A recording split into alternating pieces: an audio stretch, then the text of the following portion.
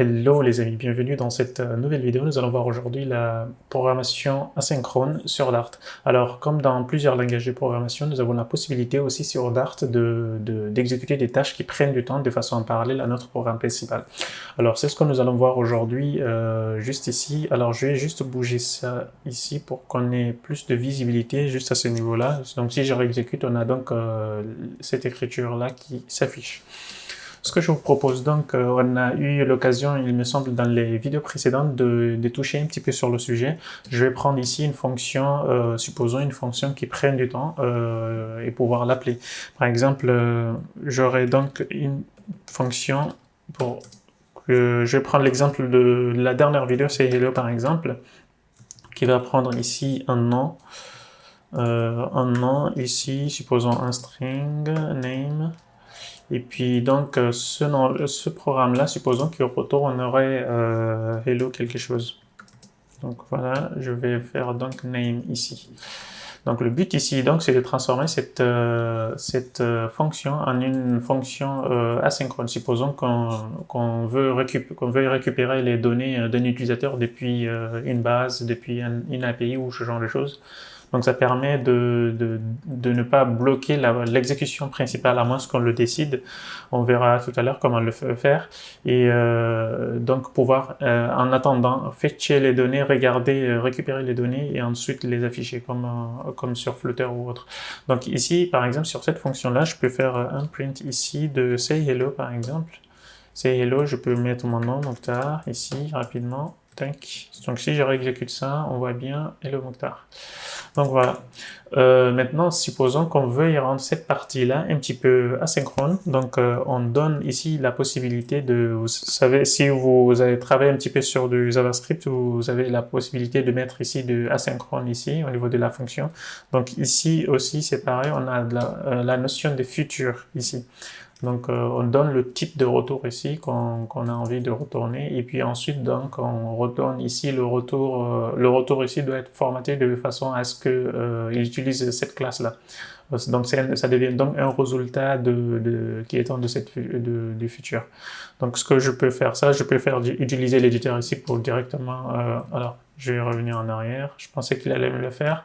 Donc ici, on peut utiliser la classe future, quelque chose, et puis retourner ici la valeur. On peut retourner directement cet objet-là, futur, et on donne le callback. Alors, vous avez également la possibilité, ça c'est juste pour simuler par exemple le retour d'une valeur.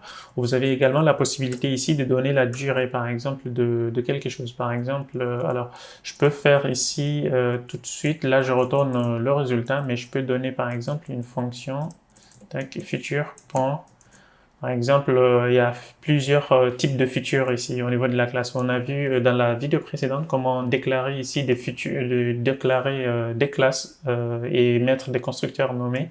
Et donc c'est un petit peu ce qu'ils ont ici mis en place. Donc on peut faire une value ici et puis donner directement la valeur, par exemple, comme ceci. Tac. Donc c'est une feature qui donne directement à ça. On peut également avoir une feature qui est delayed ici, qui retourne ici, qu'on a une durée qu'on doit indiquer en début de fonction. Si je reviens au niveau des codes sources ici, on a une durée ici, duration, et ensuite ici on donne ici le résultat. Donc ce que je peux faire ici, par exemple pour la partie duration, je peux utiliser la classe duration ici. Ça vient déjà avec le package. Donc je peux faire quelque chose comme ceci et donner ici, supposons, en seconde, je peux mettre ici seconde, spécifier le nombre au niveau du paramètre, dire par exemple en 2 secondes, je veux que tu me retournes quelque chose. Donc ici, à ce niveau-là, je peux donc avoir un futur ou une fonction, il me semble, donc je peux avoir quelque chose comme ceci. Par exemple, donc si je reviens dans notre exemple ici, si je raffiche ici, il me dit que c'est une feature de string ici qu'il a, donc on ne peut pas directement afficher le résultat. Pour pouvoir afficher le résultat, il faudrait qu'on fasse ici un await. Maintenant, sur ce await-là, lorsqu'on met un await, il faut que la fonction en elle-même aussi, qu'elle soit asynchrone. Donc je vais mettre cette fonction-là en asynchrone, donc elle devient elle aussi une fonction asynchrone. Donc je vais faire quelque chose comme ceci.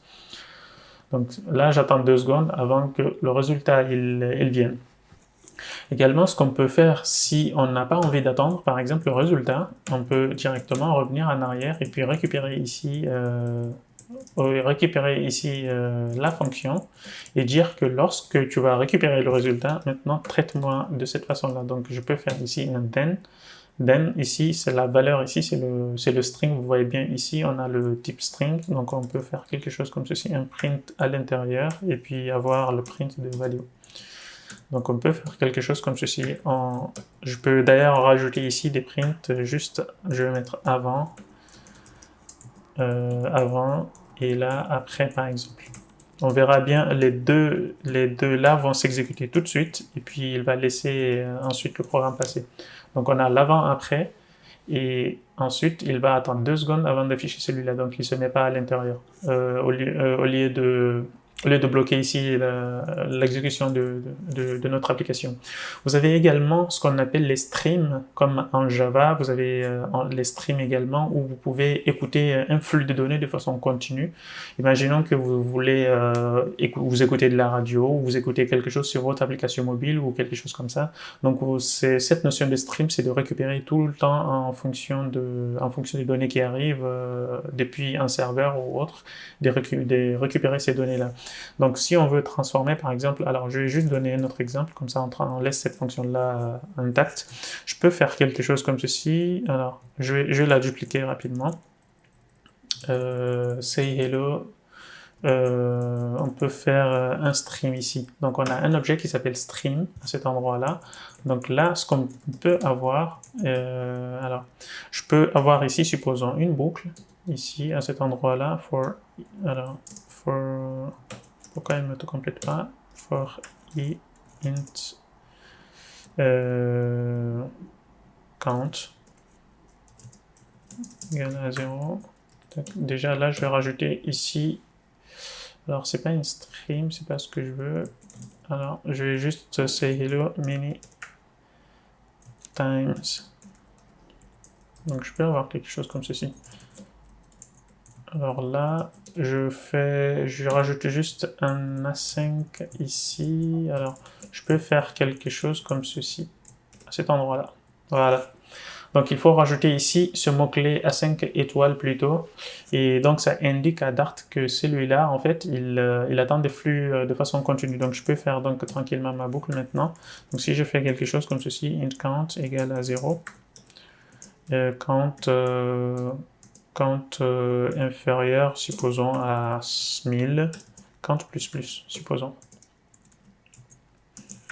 Donc pour cela maintenant, je peux utiliser ici donc cette fonction-là par exemple, supposons que j'ai un await maintenant, supposons, un await de say hello par exemple. Je peux récupérer le name qu'on a passé ici en paramètre et puis retourner cette partie-là. Donc je peux faire un yield ici. Donc le yield ici permet de retourner à chaque fois en fait qu'on récupère ici une valeur. Là, il va attendre 2 secondes, il va retourner une valeur. Donc ce qu'on a ici, donc on va faire attendre cette fonction-là 2 secondes. Elle va attendre sa durée ici. Ensuite, on retourne ce résultat-là. Ensuite, on reboucle. Donc, ce que je peux faire ici, je peux faire rajouter peut-être un string ici juste pour montrer le compteur. Donc, je peux faire un count ici plus ça. Donc, je peux faire quelque chose comme ceci. Alors, c'est un petit peu complexe l'écriture. Je vais juste faire là c'est le hello, on va dire. Je vais créer une variable ici. Juste ici plutôt, var tmp par exemple, égale à ça, tac, et là je peux directement donner ici, ça c'est le résultat qui vient de hello là, c'est comme celui-là, et ensuite je donne le résultat ici de tmp. Donc on peut faire quelque chose comme ceci. D'ailleurs il me semble qu'on a la possibilité également de faire quelque chose comme ceci et d'appeler la fonction si je ne me... Ouais, exact. On peut faire quelque chose aussi comme ceci. Donc maintenant, par exemple, ici, si j'appelle cette fonction-là au niveau de mon programme ici, donc je vais juste commenter cette partie-là. Alors, pour ceci, donc, je peux donner ici le nom de... Tac, tac. Je donne ici... Alors, il me semble qu'il a changé de clavier. Je vais revenir ici en français. Donc je vais dire ici Mokhtar par exemple. La différence avec le Say Hello qu'on avait ici, maintenant on peut écouter ici les flux qui arrivent au niveau de notre écran. Donc on peut faire un listen ici, on récupère donc l'événement ici à cet endroit-là. Donc si j'affiche, je vais faire log, non c'est pas log, plutôt c'est print. Donc je vais afficher ici l'événement qui arrive. Donc si je fais ça, je réexécute, tac. On aura donc, après 2 secondes, il va rafficher ici l'événement ici qui arrive. Donc on a quelque chose comme ceci, des flux de données qui permettent donc d'écouter de façon continue une particularité donc de Dart. Donc voilà, je peux réduire ici la durée, comme ça on va pas attendre une éternité. Donc on peut faire quelque chose comme ceci. Donc on voit bien ces deux fonctions-là s'exécutent de tout de suite. Stop and run. Ces deux-là s'exécutent tout de suite les deux prints et ensuite on a donc un stream ici qui arrive de façon continue jusqu'à ce qu'il atteigne ce compteur-là. Alors je peux l'arrêter au bout de 5 si je souhaite, comme ça on voit bien l'exécution. 3, 4, exact. Donc le programme donc il est fini. Donc on a vu que ces deux-là, ils s'affichaient tout de suite vu qu'ils sont sur l'exécution principale et on peut donc avoir des programmes ici qui s'exécutent de façon des tâches qui s'exécutent de façon parallèle. Donc il ne faut pas oublier cette notion ici d'A5 ici étoile sur les futurs pour pouvoir retourner ici des valeurs de façon aléatoire. Ça peut être utile notamment si on utilise Dart sur côté serveur d'envoyer des flux, de connexion, ce genre de choses. Donc voilà, je pense qu'on a fait un petit peu le tour sur ça et donc disons qu'on se retrouve donc à la prochaine pour d'autres fonctionnalités de Dart. Ciao.